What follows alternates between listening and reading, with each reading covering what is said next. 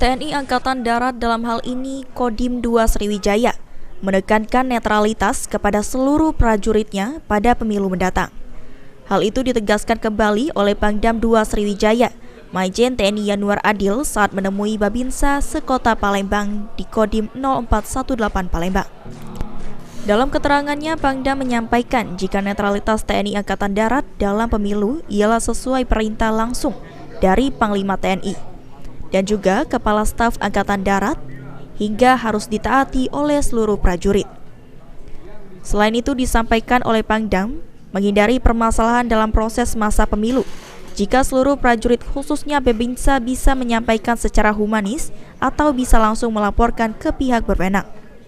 Sampaikan kepada prajurit bahwa yang pertama tentang netralitas TNI. Ini kan sudah ada perintah dari pimpinan TNI, Kepala Staf Angkatan Darat untuk menjaga netralitas. Dan bentuk netralitasnya sudah saya jabarkan dalam bentuk video, sehingga beliau anggota itu tinggal ngelihat, oh ternyata ini dilarang, ini dilarang, ini dilarang.